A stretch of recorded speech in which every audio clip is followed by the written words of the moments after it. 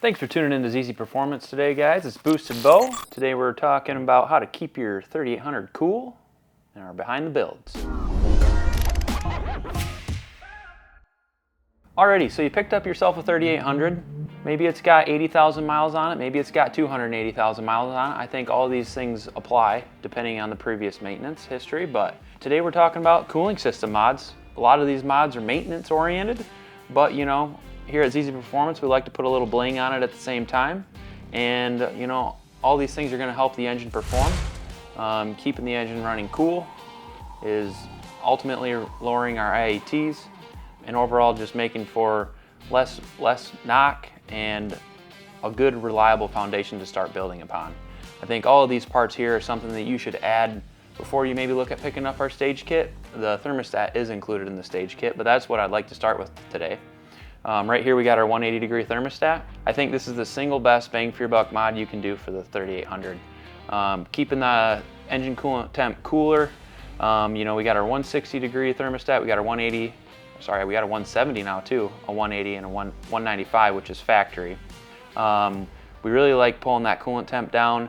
It also assists in keeping your trans temp cooler too, because the transmission in factory form runs through the radiator. So pull about 20 to 40 degrees out of those engine and trans temps.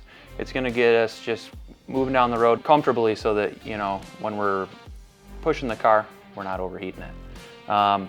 If you're going ahead and doing the thermostat, I suggest you take a look at our billet thermostat housing.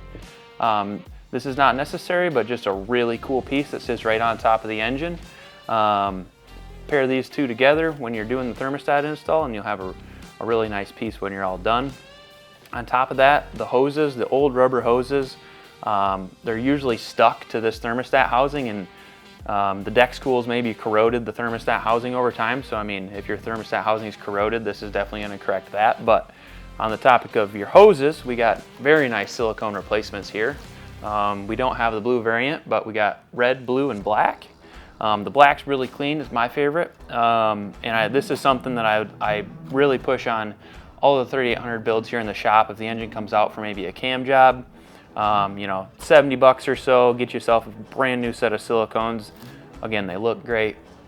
Just another maintenance item to add on the car. So moving through the coolant system, getting a little more in-depth, would be your coolant elbows. These are our cast aluminum coolant elbows with O-rings. These are plastic from the factory. Everybody knows about 3800 coolant elbows. I don't need to talk too much about those, but going to be something you want to do. One of them hooks into the lower intake manifold. One of them hooks into the front cover. You just got to pull the alternator bracketry off and the tensioner there, and you can replace those. Usually they start to seep, so these ones are also reusable too. So usually you crack the plastic ones anytime you take that bracket off, so you can reuse these. I recommend putting a little bit of dielectric grease on the O-rings for install, or even maybe RTV if you want to do that. While you're over there doing the coolant elbows, it's time to look at your water pump. Your water pump, I mean, it's definitely something on the 3800 that's known to fail. 3800 was an extremely reliable engine, but I think the coolant system was extremely plagued, from the intake gaskets to the water pump. You know, all these things kind of work in conjunction. I suggest maybe you tackle them all at once, but while this coolant system is drained, get the water pump on there, right on the front cover next to the elbows, and you gotta go for our water pump pulley. Freshly windowed, lighter, slightly underdriven, and just a really good piece. Water pump, when you buy a water pump, doesn't come with a pulley, so you normally got to transfer your old rusty one, and nobody wants to do that. So ultimately, we've ran through all the normal basic bolt-on stuff. This is probably the most in-depth part of the job, and that's your intake gaskets. Back in the day, I had a Buick with 75,000 miles and it needed a set of intake gaskets. So if your car's over 100,000 miles and it's not had an intake gasket job, it's something you're definitely going to want to consider. We have our upgraded aluminum ones here.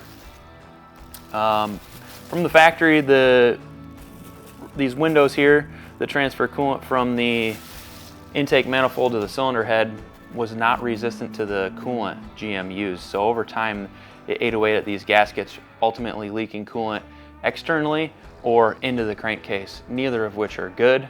Or it's sucking it into the intake runner too. A couple of different ways it can go there, but all of them are terrible. So you're going to want to get your intake gaskets done. And all these things are just really good maintenance items to lay a reliable foundation to, you know, start modding the vehicle. While you're in there, you know, with the intake manifold off, you're going to be right there next to the valve covers. Maybe if you're considering, you know, your build's going in a certain direction, you want to add some 1.9 rockers. Maybe it's time to put an intercooler on the car because the supercharger is going to be off. While the supercharger's off, you can look at putting a modular pulley system on the car. So, you know, the cool thing about these intake gaskets and some of these coolant mods is they lead into forced upgrades, like we like to call them. So kind of plan and visualize where you're going with the build, but I think regardless, there's not a 3800 on the road out there that wouldn't benefit from all of these parts. You know, less than $500 worth of parts and you're gonna have a really good operating engine. I mean, the 3800, it needs a few coolant system updates. You change the oil in it, probably around 300,000 miles, right? Thanks for stopping by today, guys. It's Boosted Bo, behind the builds, talking about some 3800 stuff. Let us know in the comments if you've done any of these maintenance mods. Maybe you're looking forward to doing some of these maintenance mods. Give us a like, give us a comment, keep on coming back. We'll keep bringing you more. The 3800, it ain't going anywhere and neither are we. Go fast, not broke.